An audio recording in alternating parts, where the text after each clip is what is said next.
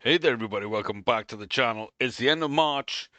Still in first. We still haven't hit the really tricky end of season times, but the gap is closing slightly. We do have the next gen, and we're starting to see a few of the first real big wonder kids coming in that are regens, new gens. Haven't really looked at them, but an Iranian 17-year-old, 8 caps and a goal, 5'6", lacks a little bit of physicals, but my God, he don't half look bad. And he is pretty cheap. A winger, otherwise we might be very much more interested.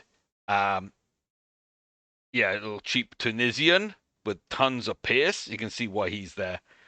And then some other names. I'm not really going to go over most of the names, but you can see here. So I want to check up most of these regens, see if anyone stands out. Martin Maris. Fairly ambitious, isn't a great personality. It's not a bad one, really. Comes deep to get the ball, dictates tempo, 6 foot tall. Very much a hard worker, strong. Don't mind him. Yeah, don't mind him at all. We'll check player. Okay. I might be one to kind of keep an eye on, for sure. How much was he worth? 2 million and change. Inter Miami. I've got an American left back. We've got good young left backs, but my God, this might be someone to pick up because very well done. He's a mercenary, which I really don't like.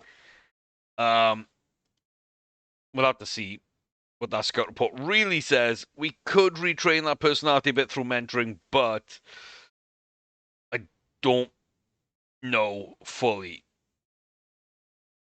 And we got another check here. Alice Prussia, who isn't as good physically, is well-rounded, marks well, tackles well, high determination and decision-making. A little driven fullback. Definitely someone I think we could take a look at and is pretty cheap. Young Clivett. What do you look like? You look like you look like a bit of a player, to be fair. Not too bad. Don't really want to add you to the shortlist, but I kind of want to get a report to see what he's actually looking like. And then, yeah, okay, some good names on here and good to see. Russell Durwood, a Canadian, 18, 15 caps for his country. 6'11", 19 jumping reach. Not only that, but 17 balancing, 18 determination, 19 teamwork, 18 work rate. Is anybody else falling in love with Russell Durwood, or is it just me? Oh my God. Of course he's already at a big club. Oh, I hate that for us. I hate that. He came through Man City. He has got an English passport. Yeah, I hate that. Oh my God, like he has to be scouted.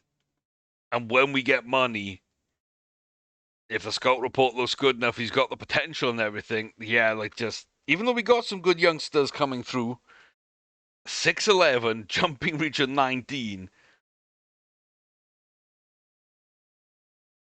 Yeah, I've never seen that in a regen that young. And Kennedy as well. I think he's a West Ham youngster out on loan. Very good. I've seen him before. We've got a scouting report. It looks pretty good, to be fair. But he is a winger. It's going to be okay to convert him into a striker. But realistically, it's going to take too much time and too much work, and they're going to want too much money. So that's not going to work out for me. And then top 10. I don't know why There we go. We can scroll down now, but so Palomar, I mean, very solid. 15-year-old, not a regen. Quenda, 19-year-old Portuguese winger with a bit of pace and can dribble. You know, they usually turn out fairly well. Nielsen Mudebe, a little striker at Napoli, looks very well rounded. 18. Cheap little pickup there. 2.7 million for him. Leone, Liverpool's new centre back.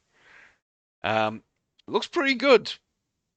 A lot more pace and acceleration than I thought he had, and I think he has in game. It's definitely not one of his strengths, but in game apparently it is. He does look like a bit of a monster, so yeah, Man City might have a regen. Liverpool have Leone. Endrick hanging around at age 19. He's been there since age 16, and kind of being drip fed into the team. He's not quite broke in to the first team yet, but he does look really, really good and might just work out for them. Cristiano Ronaldo Jr., very young, far too early to say. Junior Krupi, I like a lot, but yeah, the three at the top end are kind of fun. I have no idea why Sam Parker's there, but he is. He is wanted by people. Norwich and Wolves are now in for him. Lacks top end potential, but number 3 in the next gen is wild. That is absolutely wild. Like, I'm getting to the point where I'm going to have to sell him because the deals are going to be far too above his levels to really make sense to turn down, and I can get better than him. Yeah. But number 3 is just crazy. Rio at 2 makes sense. And he's being compared a little bit to Lamine Yamal, and you can kind of see why. In game, he's looking good. He is concerned as a squad player. Okay. Wants to become a regular, wants to win a trophy, expects to play against Chelsea. He's not really breaking into the team. Is this going to be another player that ends up leaving because they're not quite getting their minutes in? That would really be a shame. Again, converting him to a striker or a centre mid or something, like, it could work, but far too much money, far too much to make work. Yamal, just a much better candidate for it, and unsurprisingly, 17 Premier League goals. I think a very good return for him, and he's very quickly hitting his minimum fee release clause, and I'm really at the point where I've got to make that decision a little sooner than I thought I would. Do I go ahead and try and give him a new contract, take the hit in the wages and everything to try and at least bump my minimum fee up from that 97? Because anyone in the Champions League for 97 should be looking at this and thinking, wow, that's a bargain. Now, I am playing him as a striker. It's not his natural role, and that might dissuade clubs from coming in for him as a striker. But then if they're looking at the data and they're seeing a winger, Premier League tested, playing really well, stealing the show, and over a goal every 2 games in the Premier League from the wing, surely there's going to be a ton of interest. There's none right now, but I do think that that contract is coming way sooner than I want it to be. We have also had the youth intake. Oh, God, I've this up for 4 weeks. That's not great. We do have Dorgu. That's not what I wanted to segue to next, but let's actually segue to that quickly. And Dorgu, yeah, I think he's a good option, and I realized that his value was quite low when I went and asked them, how much to make this permanent, and they said 2 million. and I bid 2 million, and then they said, no, I'm not sure. So I went up to 2.5, and they said yes.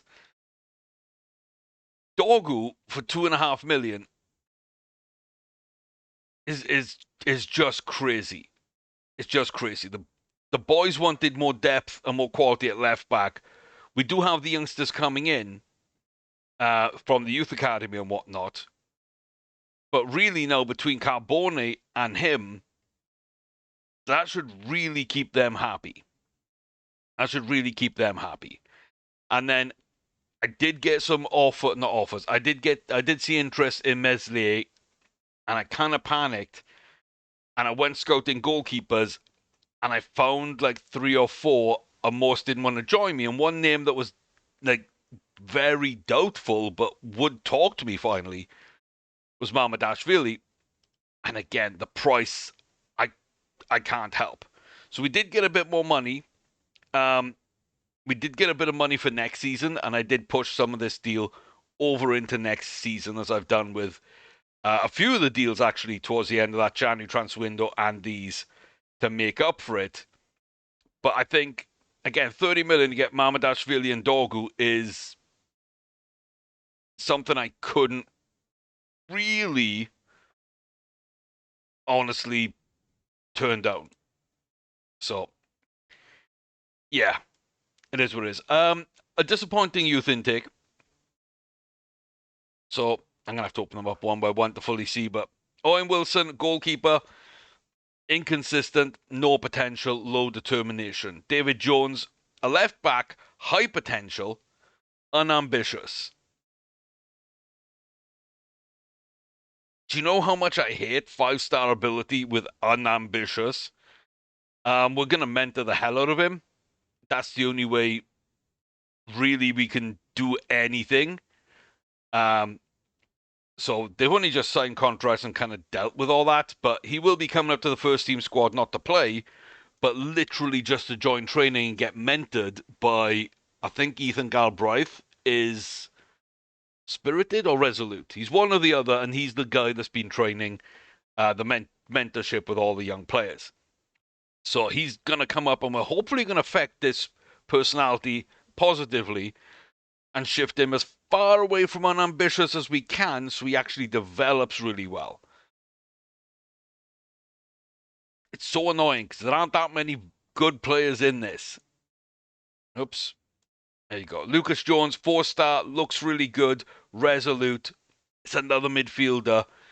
I feel we got better options, but it is a good option to have. He's just not quite as good as them.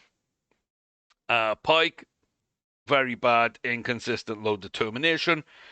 I don't know why that's an issue, but it does seem to be an issue throughout the squad. John Owen looks okay, just no potential. Tom Lewis looks okay, inconsistent, low potential, centre-back. That's fine. It's not what we needed. Anyway, Billy Andrews could be okay, inconsistent, professional, maybe a backup of the future. But again, we've probably got 3 or 4 at centre-back. Does it make more sense at right-back? Does it make more sense in defensive midfield, maybe to move him around? But he is 6'15", pretty good, a little inconsistent, but as a bench player, maybe he works out.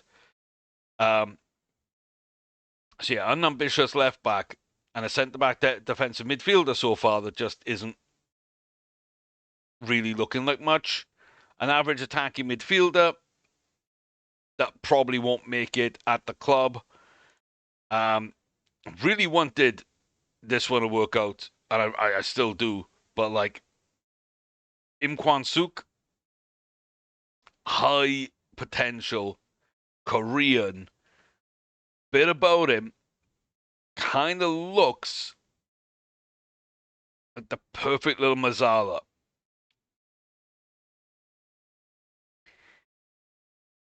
I don't know how he fits because there's a bunch of other good young midfielders. But I don't know why. He's the only Korean I think we've had in, or maybe just the only one with potential. I think there might have been one other. There's been an Australian, there's been, or maybe 2 Australians. There's been a Dutch. which I don't fully understand because we don't have a Dutch feeder club. He might be the second Korean or he might be the only Korean. I can't fully remember, but I really want him to work out. So we got our fingers crossed on him. Richard Roberts, average, loyal, is not a great personality type. Again, we could mentor, but the personality and the potential don't really match up. An unambitious, average potential, inconsistent striker. And we got a very inconsistent right back with no potential who is also unambitious. It really scares me to see so many unambitious players, to be fair, because, yeah, I thought we were doing quite well there. A left midfielder, unambitious, low potential, another Korean, but not really gonna make it. And Pope, right wing, again, we don't play the position. Spirited's nice, he looks okay. Potential's not really there. Cons kind of holding back. Lucas as well, lack of potential, inconsistent, low determination, not a position we play. And Cassidy, we could retrain back to left back, but is never really going to make it. So, yeah, it's kind of a mix between some good players that have something wrong with them and good players that just aren't as good as the ones that have already come through the youth academy. I don't know. I don't feel great about it. At least last season we had a bunch of interesting people, even if they weren't very good in general. I think it was a lot more consistent and a lot less players like this, who even Boyle is better than a handful of players that came through this year with his pros and the professional and determination. Okay, there's so many with like bad personalities that I don't know. But yeah, even something like Negas. Negas was probably middling to lower end of our youth intake last season. He'd probably be number 4 in this class. So that's kind of what I'm getting at, where we had a great one, we had a good one. Now we've had kind of a middling one. We're not trending in the right direction, and the personality's really bad when our head of youth is model professional.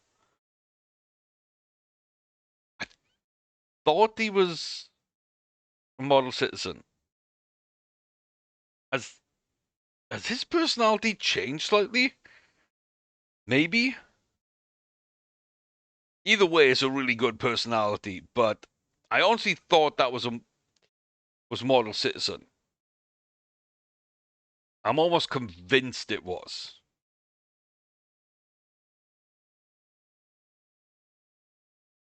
That's interesting. Okay. So yeah, youth intake not great. Couple of players coming in really help out. Again, why do we need to do that? We possibly don't, but people do want our players. So Galbraith is wanted by Burnley and Norwich, which is fine. It's definitely fine. We tried selling him for 30, it didn't work out. This summer is probably going to be 20, which is okay. But again, he is spirited, and we are using him because he's kind of the best mentor we've got. Which probably isn't great, which is why I'm a little worried about a lot of the youngsters with their personalities. Nico is wanted by Al Ahly. He's only just joined the club, but again, that is something I can see happening. Now Sam Parker's been wanted by Norwich and Wolves. Pavlovic is wanted by Al Ahly. And Meslier, was wanted by Al Hilal. They've backed out. And now we've got Al Ittihad and Al Nassr in Frillian. Ilan Meslier is highly likely, with one club already been interested and backed out, and 2 more now interested again, from Saudi Arabia. He should be making that move in the summer, and we will be almost powerless to stop him. So the Mamardashvili deal is definitely the right move to have made. I didn't realize that was happening. But again, you can't fault him. He's really good at a handful of things. He works really well in what I want him to do. And for $4 million, he has kept a clean sheet in half of the Premier League games this season. And he's not good enough to do that. The defense in front of him isn't good enough to protect him in that way. The midfield is solid and productive, and the strikers are way better than we should have. But this is very good for what we should have. This is good for what we should have. This is average, and the goalkeeper's average to below average for really maybe where the club is right now. But he's playing out of his skin, and that's why we're top of the league is in part due to him. And he might get his big money move, and we cannot stand in the way of that. I don't want to, but financially, we really can't either. And reputation-wise, we're not big enough to stand in his way. So he has played a lot. Parker, Jashari, Humphreys, Yamal, Gonzalez. You can kind of see when people are fit, we're trying to stick to that first team. Carboni stepped out for a while. Dogo's actually come in and done okay. But that's mainly because Carboni's had a little bit of injuries and hasn't really come back to fitness quickly. And now he's gone back out with another month of injuries. It's a little disappointing because he's having a great season. It's just, it's not quite working out as I'd want it to with him. But all in all, it's okay. Like I say, the clean sheets are there. If you look at the XG, everyone over 1. Galbraith, Jashari, and Gali above where they should be. Carboni a little under. Parker hasn't scored, but should have this season. Harvey, only 1 out of a possible 2 he should have put away. Nico's a touch under. Pavlovic a touch over. Rego's almost bang on. And then the overachievers really more than double for Cam Humphreys, which is super surprising. But he has been playing as a Mizala, and it does kind of suit his game. Getting forward, this dribbling, finishing, first touch, crossing on this left-hand side. It kind of makes sense, even though I didn't expect it. And he's definitely not a defensive midfielder in, with Nico is more defensive, Jashari more defensive. He's definitely more attacking than them. And it's definitely paying off. I can't really say too much more about it. But Fundy, 14 in 25, 4 sub appearances, a little over his XG. Yamal, 17 when he should be hitting 12, is fantastic. The assists as well, Yamal is right up there with 6. Parker and Carboni from fullback as expected with 7s. Cam Humphreys as well doing good work out wide. Buffandi just ahead on 8. Player of the match, Yamal, Buffandi, Humphreys with those stats. You kind of see why the fullbacks. You see why when they have a good game. I've always said we do thrive when they do. And then individual performances. Igali, striker. You can see why. Rego, very creative midfielder. You can see why. Esteve, surprise. But we have had to use him. And he has been okay and solid. And he's much more one for the future. But yeah, 5 games, a goal and assist, and a player of the match award. He's just been okay. And a comfortable stand-in when Pavlovic and Pellegrino need a rest or have a little injury or something. He's done really well. Mesley, only one player of the match award, which is probably testament to the rest of the team since 15 clean sheets and a 7.2 rating. He plays quite well, quite often. And then Galbraith as well, who just keeps working. And yellow cards, like 3 players on 3. 2-on-2, and then, 6-on-1? We don't really get that many. We don't get many red cards. Average rating, Yamal fantastic, Bafundi keeps going, Meslier just great in goal, and then the fullbacks, as expected, then it breaks down to midfielders and my sub-striker in Agueli. Yeah, I feel like everything's working out as I expected it to in terms of who our best players are, what they look like, what levels they're hitting. But their numbers are slightly above what I'd expect. And for a club our size, the players we're bringing in are quite above the level I'd expect. And our league position is quite above the level I'd expect, especially when you realize that week 5 we hit the top spot. We ain't giving it up. I mean, we have, to be fair. But we've always won it straight back. And after certain amounts of games, we've always been top. But we have relinquished leads at times this season. But Man City have fallen off a cliff. Arsenal are coming on a charge from way back.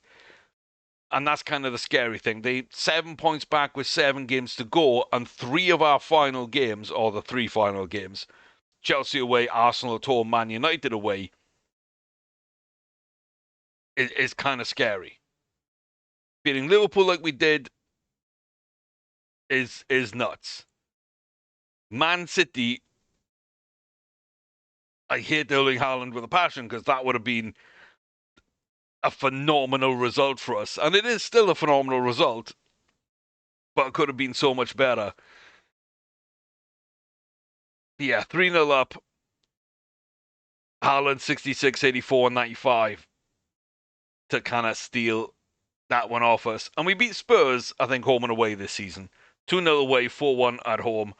And really good performances in both games. So we're starting to move into, I would say, the top 8 to top 4 conversation when we're playing the big boys. That it's kind of what I'd expect a Villa, Newcastle, Brighton, Spurs, Man United to do against like the top half of the table. That's kind of the results we seem to be getting here and there. Little surprises, but we're winning most of our points in that bottom half. But like I say, nobody else is doing that, and everybody else is dropping points left, right, and center. So a couple of issues along the way, but since January, I mean, really here, if you ignore the FA Cup, beat Man United, beat Wolves away, drew with Chelsea, really a point gain. That was a game that really turned against us, to be fair, in the second half. Beat Everton, who just aren't playing well. Brentford, who was starting to fall off the top end of the Premier League at this point. We barely managed to get that one over the line. Forest away was a real struggle for some reason. But we do get a clean sheet and a victory. Palace is way easier than I thought it should be, but again, Meslier is playing like a demon. Bournemouth away, solid away win. At home to Southampton, more of a struggle than it should have been. Draw away at Fulham. Smash Spurs at home. Draw away at Man City with Haaland being a dick. Scored all 3 goals in a 2-1 game at home to Liverpool. And then very quickly give up a 1-0 lead. Or give back the goal we got for a 1-0 lead. I'm just never really got back into the game away to West Ham. So it's been a really, really good run in that way. You know, it's like 10 wins, 4 draws in 14 games, on our last 14. And only a couple of those you would expect us to lose, and on another day we probably would. But it just seems where we're at. Norwich at home are 19th. Newcastle away, they're 9th. Brighton are up in 6th. That's another away trip. And Villa at home are 4th. The only real sort of should-win game, I'm going to say, is Norwich, which is our next game and will be our live com. And that puts us in a great position between 2 tricky away fixtures and a home fixture against a team that's playing really well this season. And then 3 that, mix of fortunes for sure. But the 2 away fixtures, they are the easier ones, but you would expect to get beaten in both those. And Arsenal beat us already once this season. They're probably going to beat us again. And if it is tight, even if it is tight, that could still be a title decider. And if need be, next video coming into that game, depending how everything falls, we might see that as the title decider and live com that as well. Maybe even a double header with the United game if it does go to the last game of the season. Either for the title, a top 4 finish, or a top 6 finish. Unless we're comfortably, in 5th and can't really jump up, or comfortably say in 3rd and won't fall out the top 4. I think we might see a double header at the end of the year. Arsenal and United, the final 2 games. And some of the teams we have left to play. Arsenal won their last 5. United won their last 5. Brighton won their last 5. So yeah. Great position, great season, overachieving. Looks amazing. The end of the season is going to be a real bitch. It's going to be so difficult. Also, big money for Harvey Elliott. 1 goal, 2 assists, a yellow card, 6.84. Yeah, 84 million, 80 grand a week. And we're not seeing that impact yet. And he has taken Cam Humphrey's starting role when Cam's been very effective. Moukoko, he settled down. He's taken his squad player role again. High wages, 60 million. Not yet scored, 6.3. Doesn't look good. A lot of bench appearances. But I wouldn't expect him to hit the ground running as much as I would realistically with Harvey Elliott. And so, yeah, the January business was so much money, and we had to kind of upset a bunch of players to do that. Neither one of the big moves has worked out. Of course, Furman didn't end up coming in.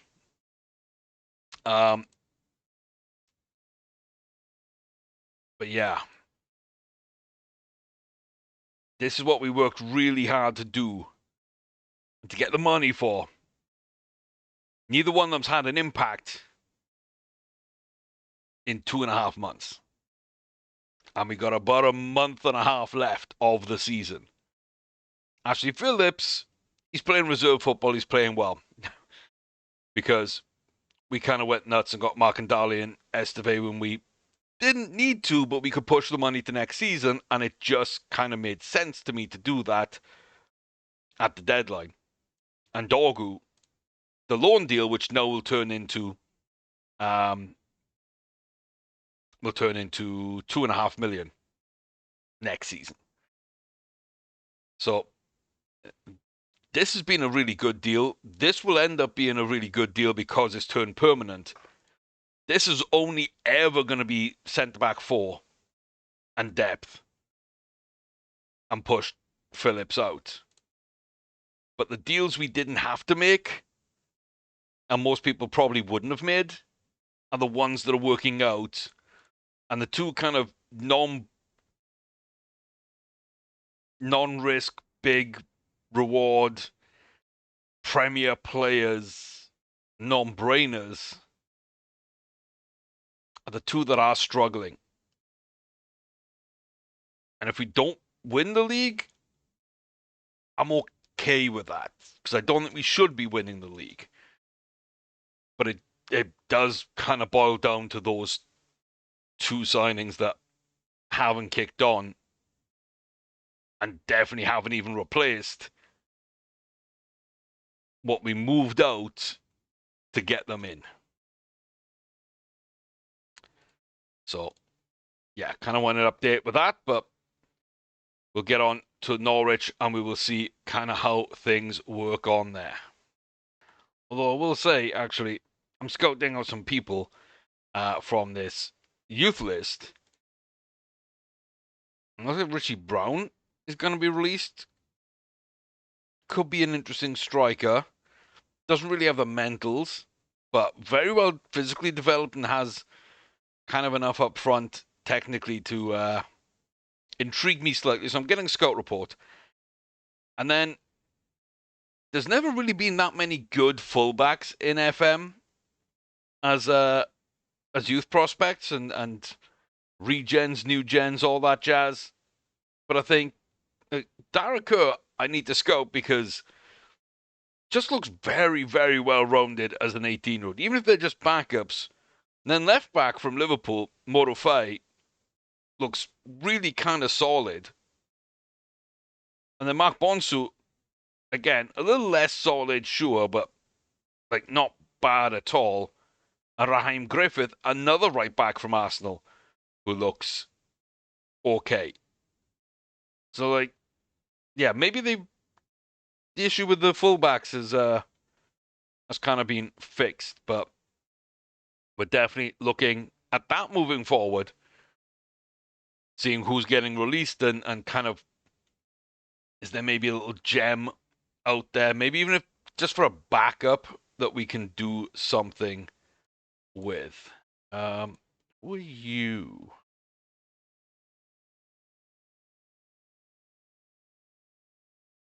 Oh, the other one I was trying to sell. Okay. Not that it matters, but yeah. Here's the one I was trying to sell. I don't believe it. I don't believe it.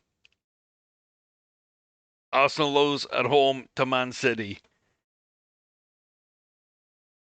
Nobody's challenging us for this league. Nobody is challenging us for this league. 6 games left, 7 points behind. With this goal difference, unless we get battered by Chelsea, United, and Arsenal, if we win all the other games and we just give up those 3, Arsenal and Man City can only afford 1 draw and have to win their remaining 5 games.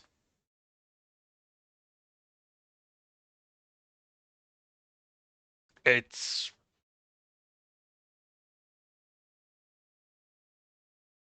crazy just how much it feels like these teams are just handing us the title by not being very good.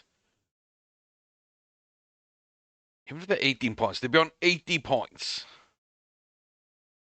Like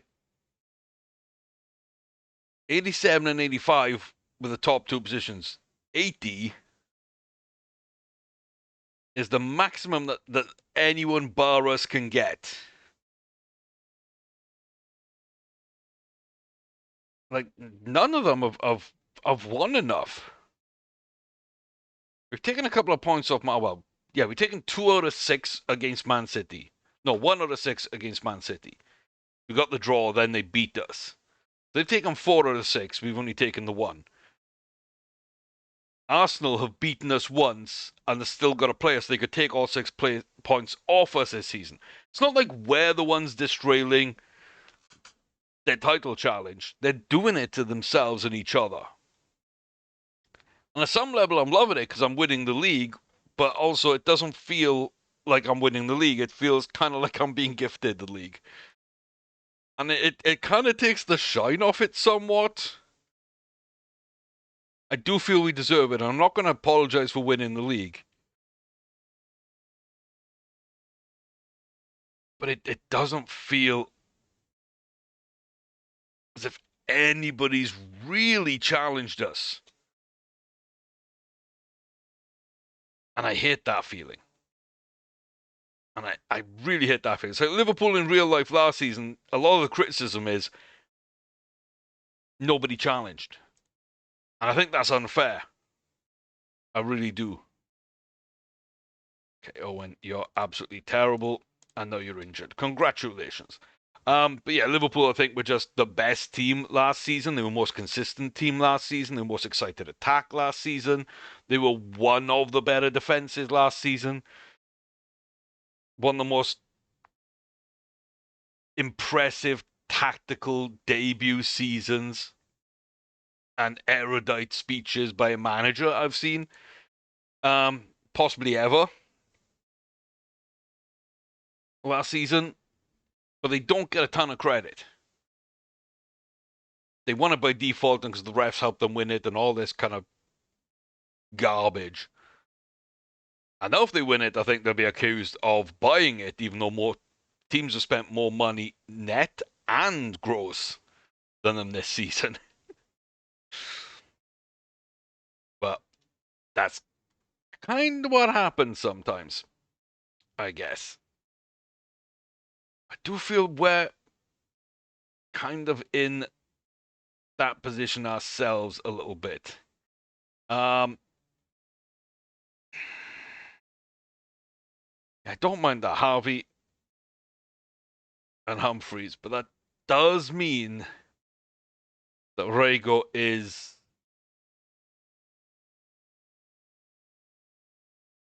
dropped. Probably better him than Humphreys, to be fair. Probably better him than Humphreys. I really want to get Makoko more game time, but he's not showing me anything. He really needs to score off the bench or get an assist or something to kind of warrant an opportunity. I haven't seen that from him. So I don't know what I'm going to do there, but I can't really take Bafundi or Yamal out of that lineup.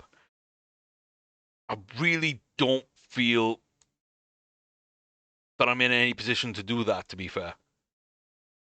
I just don't. I'd love a left back on the bench. So I was going to say Braze, but he's actually on the transfer list, so let's not give him any game time. I think instead Ben will do so.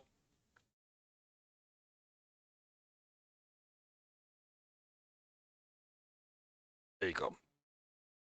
I think that works. It's probably better having Harvey here, but Harvey's lucky to be starting the way he's kicked off his Swansea career. As mad as that is to say, Cam Humphreys have played really well down this side. I'm going to keep running him down this side, especially now Dorgu's back in the team again, thanks to another injury to Carbone. Yeah. And his first team players being wanted. Al-Ali for Gonzalez, Al-Ali for Pavlovic, Norwich, today's opponent, and Wolves for Parker, and Al-Nassan Al-Ittihad for Meslier. Could be 3 teams in attendance from Saudi and a team headed to the championship unless they have a monster turnaround. They're really going to struggle. They do have the game in hand. They've definitely got the games left to play. The other team interested in him is Wolves. They are battling themselves to stay up. So, okay. Let's put Norwich to bed and see if we can at least make ourselves look really good as we keep heading towards this title. If everyone else is that determined to throw it away, we will take advantage. A little sporty. Like I say, a couple of winnable games coming up, but then the last 3. If it's any tight at the back, at the top, then we're going to fall dramatically at that stage. We are fit. We are hungry. We're only missing, like I say, Carboni at left back. Everybody else is in very good shape heading towards the end of this season. Can we get control of this game early? Can we get into the right positions? And can we make it count? Humphreys, Jashari almost loses that. Good pressure from Norwich on the midfield. They don't really want to step up. And you can see why. And oh my God, Cam Humphreys. You can see as well as Mazzala cutting into that space in that hole how he's got these assists and these goals early on. He tried to get it to Yamal. It came back out to him and he just put it over. And there's another assist for him. Pavlovic with a header from a corner. The sweet left foot of Cam Humphreys. And you can see here, just floated up. Keeper in no man's land. Didn't even challenge a player. Came out to the middle of his box. And it never even got there. And that is a good, solid opener. Do we have enough about us now to not take our foot off the gas? Nico is booked. Pafundi almost does very well. Belotti gets in behind. Feeds it back. Enzo Lefebvre. Meslier, I think, even had that covered, but that comes off the post. It's out now then to Dorgu. But that's a little bit of a let-off. Yamal breaking the offside trap behind the defence. Lamine Yamal's 18th of the season. I think it's going to be ruled out. It is going to be ruled out. Oh, I thought he might just have been onside. Oh, it was a little later of a ball than I thought. Nice finish from Yamal. But of course, that doesn't really mean anything. Fire up the team before half-time. Try and make sure they're not taking their foot off the gas and they're not going to capitulate. So, no complacency. I want consistency. No complacency. Nico, no red card. Harvey, get your head in the game and let's get this done. Time for you to take over a game. Corner. Humphreys. Outswinger. Yamal. Back to Humphreys. Whips it in. Dorgu towards the back. But Fundy can't quite get where he wants to go. He'll find Mauricio Pellegrino. Dorgu out wide. Cuts back in. Good pressure by Norwich. But they're very compressed. Elliott. Humphreys. Humphreys scores. Harvey Elliott with an assist. Playing them both has worked out. Rego suffers for the good of the team to get the informed man in, who now has a goal and an assist. But Harvey Elliott, lovely little pass. Dink little finish by Humphreys. And that has been justified today. And if it ever could have been done, it would have been done against one of the worst teams in the league at home. And that's exactly what has happened. The boys are a little upset with my team talk and whatnot. I don't care, because it's got us the second goal and we are well in control now. Pafundi to Jashari. Sammy Parker. Dorgu. And cut in. Almost scores on his left foot. What a mad positional play that is. Cam Humphreys with another one. Pavlovic with another one. Our mark approaching very quickly. And Swansea strike again. Cam Humphreys, a goal and 2 assists. Good left foot. The set piece king. Pavlovic double from the back. And his goal from Harvey was really, really going to set him in good stead. Harvey Elliott, though, does move over now to that left-hand side. Cam Humphreys, goal, 2 assists, phenomenal. Only need that hour from you. Rego gets the run out. Gonzalez comes on for Galbraith. Jashari drops back. Harvey's actually going to move inside. I think that works for me. And that's it right now. That's it right now. Just those two subs on the hour. 3-0 up at home to a bad team. João Rego with a corner. Not quite where you want to be, but Fundy. Rego. Oh, Yamal, it looks like may have been pushed. Bit harsh at 3-0 down, but a dumb thing perhaps to do. VAR will say that is a penalty. Pavlovic is on a hat-trick, so he does step up. Oh, if ever you're going to give it to someone like that for the hat-trick on the penalties as a centre-back, then yeah, it better be a game like this where you are kind of in control, but it can switch just like that. Andrea Bellotti from Nunez. Yeah, throw in a ball over. Nunez with a little flick on. Bellotti, chest and volley. Wrong foot's Meslier. They are cautious. We are positive. That is the perfect counter to what we are doing. But since they're sitting back and wanting a counter, they want to invite the pressure. We're going to bring the pressure. And not only that, Devine, Reynolds, we're going to get the pace in. And we're going to give Moukoko a chance. We're going to give him a chance. 65 minutes. They want to sit and invite us onto them. Absolutely fine. Was Reynolds that tired coming? Did I just not notice? Oh my God. Oh my God. I may have done a bad thing. João Rego. 1-2 with their defender. Back to Sam Devine. Gonna keep going. Defenders don't get close enough. Pavlovic. Harvey Elliott. Daisy cutter, a little skimmer. In through the center. Goal and assist today. Fantastic to finally get him moving in the right direction. That is absolutely what he needed and what we might need towards the end of the season. And not only that, but Cam doing the business to Pavlovic, doing the business. Couple of yellow cards today. Not great.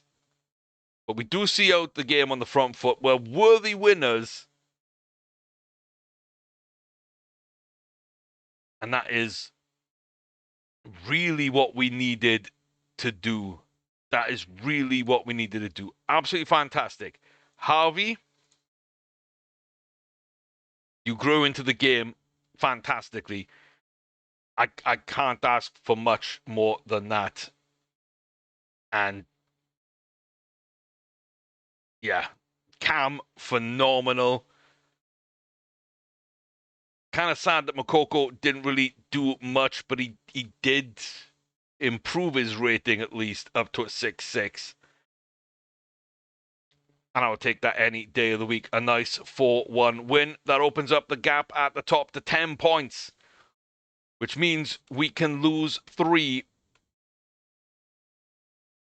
and still win the title. Pavlovic, fantastic.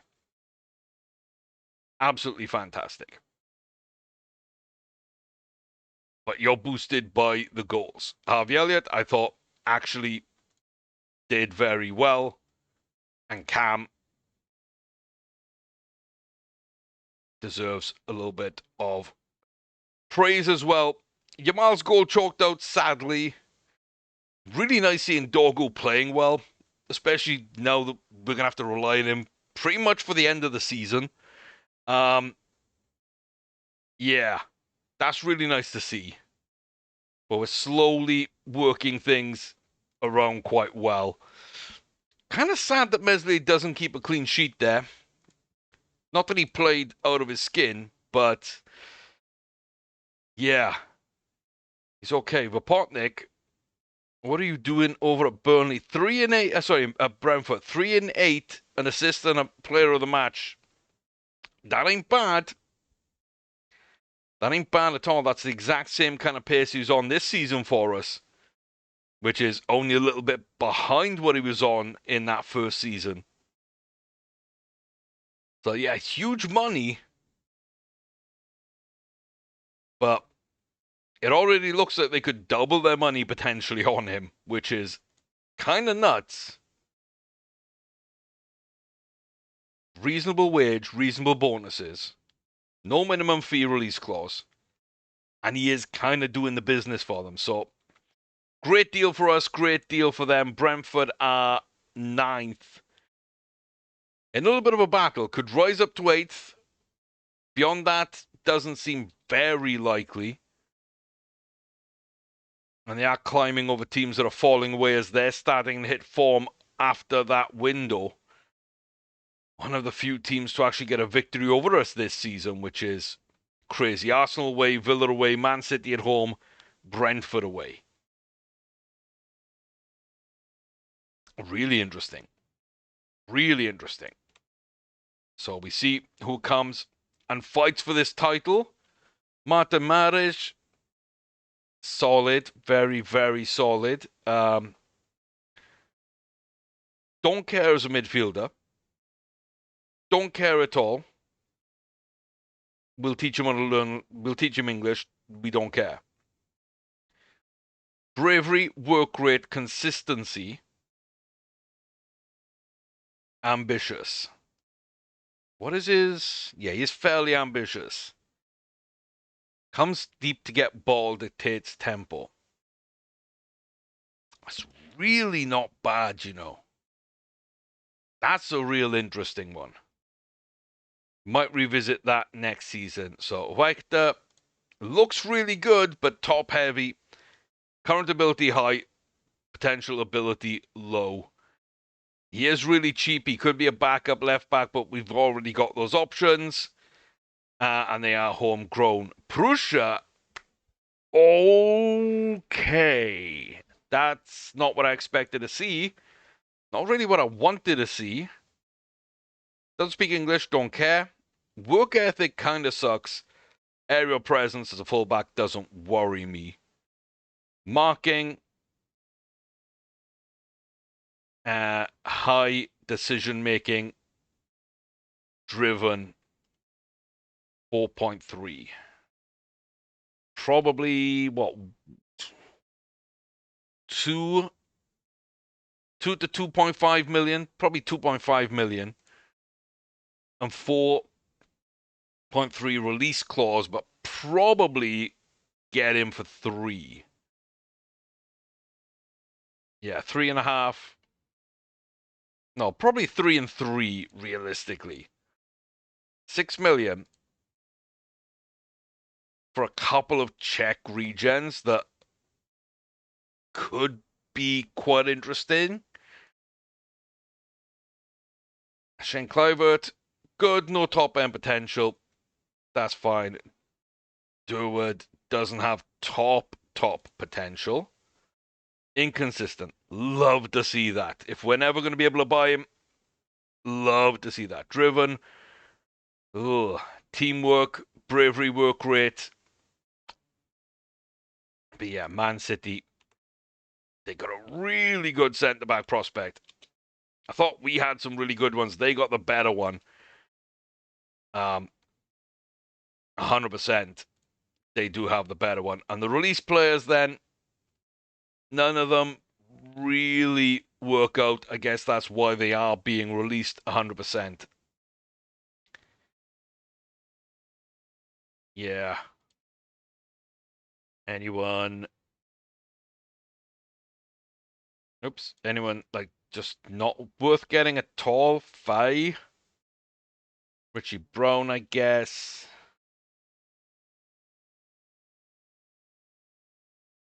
Yeah. Yeah. Not really worth it. But the Czech pair, that's the interesting one. Probably 3 million each. He doesn't want to sign right now because he just signed a new contract. That's fine. Alish would.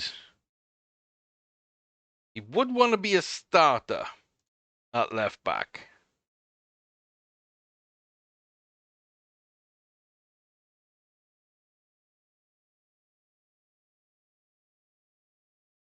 I'm really expecting somewhere around 3.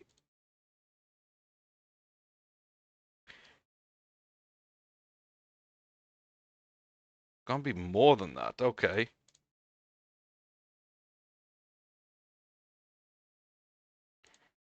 3.5, really. Okay. Interesting. And what kind of price would we be on here? It's a huge amount of money up front. Sorry, over time. You're gonna be a little more expensive too. Yeah, 3.5. Probably just 4 up front. So 7.5, not the 6 I thought they might be. But yeah, could be worth it. Could be worth it. I wonder if they'll come in on trial. I don't think so. Yeah, they won't. So there we are. We got like I said, Newcastle away, then I think Villa away, right? We'll kind of see how that all works out for us, but yeah, a couple of intriguing prospects. A good win against a bad team. And Arsenal and Man City just beating up on each other enough that we're just living our life up top and not really having to do too much. Not having to fight too hard. Not having to play too well. We just grind out results. We do what we're doing. And everybody else is just crumbling around us. I'm not talking to the team. I am not talking to the team about title chances. Hell no. We were tipped for 19th last season. We finished 8th. We were tipped for 19th this season. Stupidly. We were kind of expecting 8th again. We're currently 10 points clear with 6 games to go. And we've been updated to 11th. We are a small club that is overachieving like crazy, both in the transfer market and also, it looks like, in the league. Arsenal drop points again. They lose to Liverpool. Now that brings Liverpool into the fight for 3rd place, maybe even 2nd place. But that kind of kills Arsenal's charge for the title, right? 5 games to go. 10 points back now. They were 7-7. Now 10 points back with 5 left to play. Even if we lost all our 6,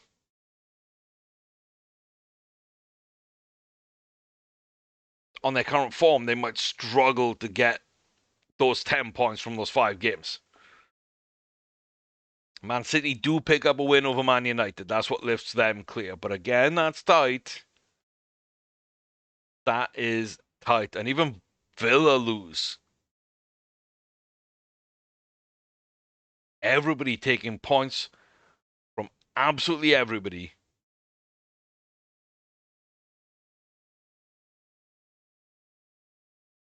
And they're just going to hand us a league. I think they're going to hand us a league. I can see that coming. That's right. It's Brighton away. Yeah, Newcastle is 9th, Brighton is 7th, Villa are 5th. 2 away and a home. 10th place Chelsea away. 3rd place now Arsenal at home. 6th place United away. Is our good run about to come to an end? Maybe we'll see in the next one, but if we need to see for a title decider towards the end of the season, Arsenal probably aren't going to be there anymore if they continue this form. But let me know what you think. How confident would you be? Because I've gone from being not very confident, expecting to drop 9 points here, and being like 7 clear, and thinking Champions League football is an outrageously good achievement. So watching Arsenal lose to Man City and then Liverpool back-to-back after, I think, 6 wins in a row to close that gap to 7 points with 7 left to play. And they'll be 10 back with 5 left to play.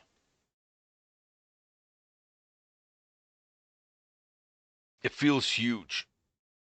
It does feel huge.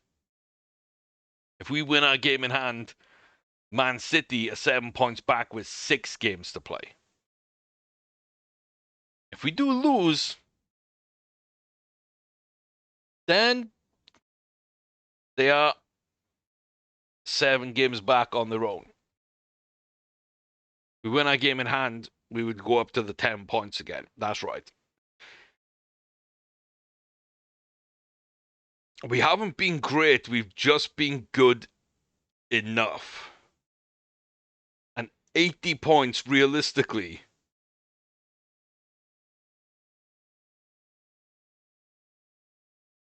is going to be enough to win the league. Which is a really bad Premier League season. But yeah, Man City can get 80 points. That's their high point left. Arsenal, 77. Liverpool, 75.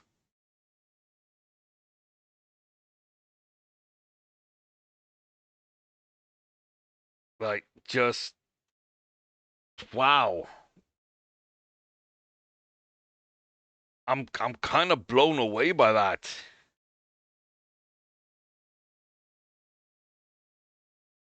I'm kind of blown away by that. We've won 22 games. We've got a couple of scalps in there, but not too many. I think it's time just to flat out admit that we are title favourites and the fans can really start singing. You know, we're gonna win the league. No, you're gonna believe us. No, you're gonna believe us. No, you are going to believe us. We are gonna win the league. I joked about it, and yet here we are again. Championship winners season 1, 8th place season 2, Premier League winners, unless an almighty collapse happens, season 3.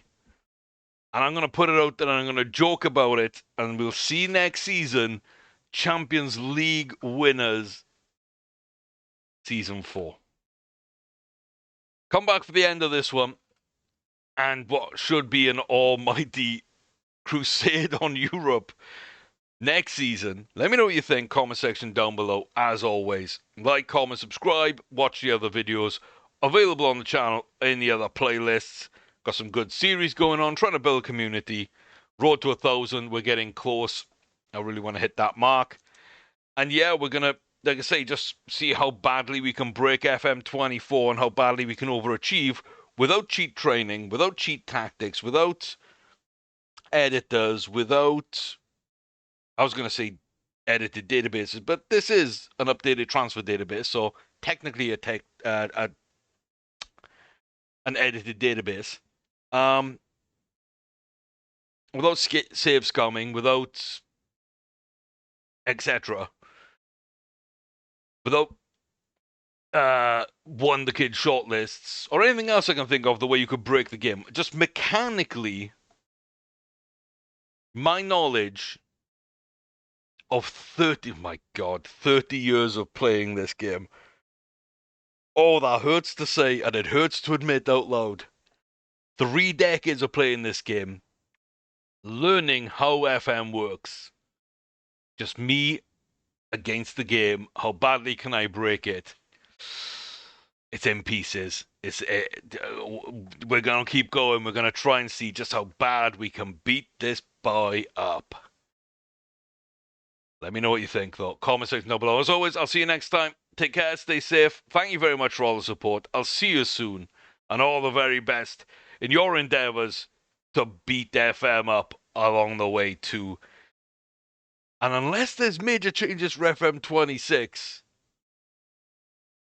we might just from day one go hell for leather and see if we can match what we did at the end of FM24 on the start of FM26. What a challenge that would be. Let me know if you want to see that. See if we can win the championship with Swansea Season 1 and within 2 years win the Premier League straight after on FM26. Be a hell of a fun challenge to do. I'll see you then, though. In the meantime, take care of yourselves and wish me the best of luck. But I don't think I'm going to need it because we're going to win the league.